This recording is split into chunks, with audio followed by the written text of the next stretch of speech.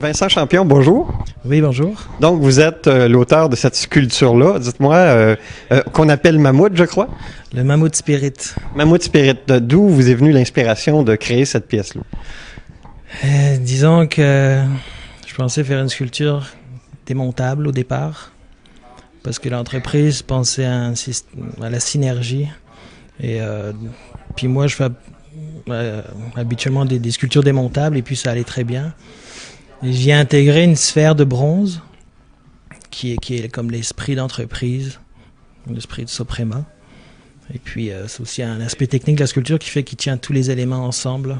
Donc c'est comme la pierre angulaire de la sculpture.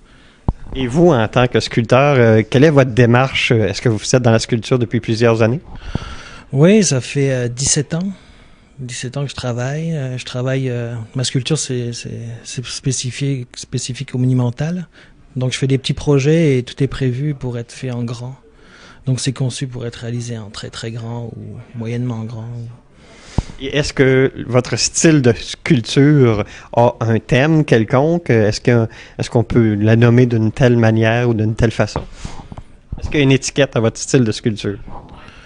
Non, je pense pas. Ça évolue beaucoup avec les années. Hein, et j'aime ça changer, évoluer. Oui, il y a eu beaucoup de changements, beaucoup de phases. Mais je travaille plus le bronze maintenant et j'incorpore des éléments qui sont bruts. Et j'ai envie de continuer à faire des sculptures en bronze plutôt qu'en acier. Mais y mettre quelque chose de naturel, comme une pierre ou un élément en bois. Et donner une autre... un mouvement assez particulier au bronze, parce que souvent c'est des sculptures qui sont placées sur des socles, et toutes mes sculptures sont placées soit sur une base comme une roche, soit à même le sol, posées en déséquilibre sur des points. Donc je joue beaucoup avec ça et essayer de faire en sorte que la sculpture soit aérienne. Comme le mammouth, c'est quelque chose de très gros, très massif, mais j'essaie de lui donner un mouvement de côté et puis faire en sorte qu'avec le jet d'eau, la sculpture soit assez légère. Puis c'est ça. Donc, est-ce qu'il y a une date prévue pour l'inauguration de cette pièce-là? Non, il n'y a pas de date prévue parce qu'on a eu beaucoup de difficultés. C'est un très gros projet et puis la fonderie a réalisé avec une technique assez nouvelle. Et c'est ça, donc c'est pas seulement une sculpture, donc il y a un aménagement paysager, il y a des bassins qu'il fallait concevoir, il y a un jet d'eau, donc il y a beaucoup de gens qui travaillent sur le projet, et puis fallait penser à tout ça au moment de la conception, et donc ça a pris beaucoup de temps. La fonderie c'est très très long aussi, hein.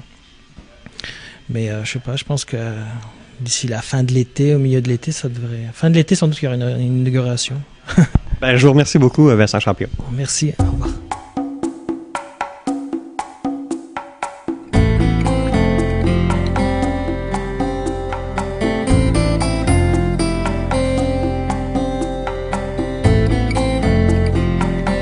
De céramique que je vous ai expliqué tout à l'heure dans le four. On va les mettre ici, ils sont très chauds. Puis on va venir remplir avec du sable pour les tenir en place.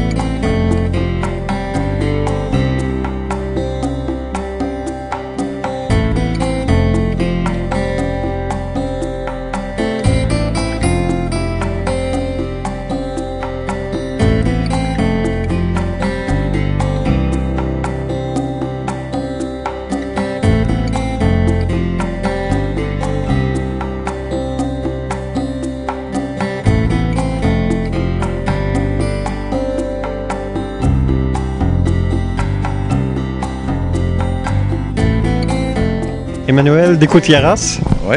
Bonjour, dites-moi, vous êtes le propriétaire de la fonderie d'art d'Inverness. Oui, c'est ça, oui. Et aujourd'hui, le public s'apprête à découvrir une sculpture monumentale, si on peut dire, que vous apprêtez non seulement à couler entièrement, mais à assembler aussi entièrement ici. Oui, c'est ça. Elle n'est pas terminée encore. Là, on a seulement la tête d'assembler. C'est une sculpture du sculpteur Vincent Champion-Vercoli. On a coulé ça en 85 morceaux.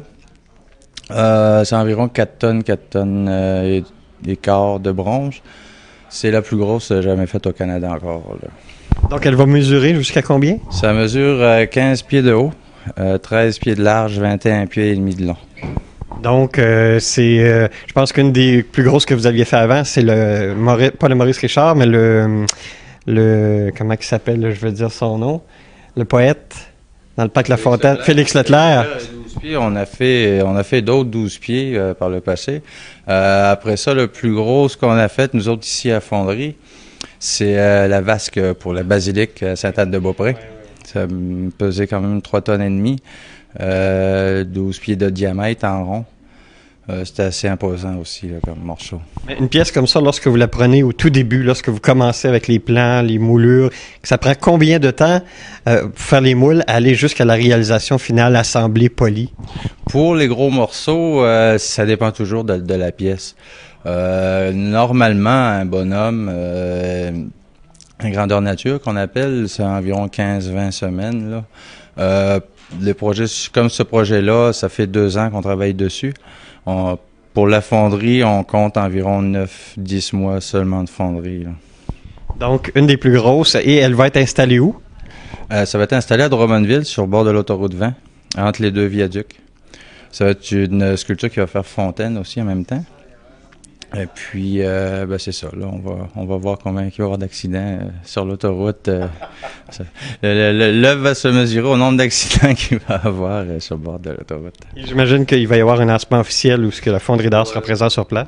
C'est ça. Il va y avoir l'installation, l'inauguration de la pièce plus tard, peut-être fin juillet, là, début août maximum. Le temps d'installer tout ça en place comme il faut. Je vous remercie beaucoup. Ça m'a fait plaisir.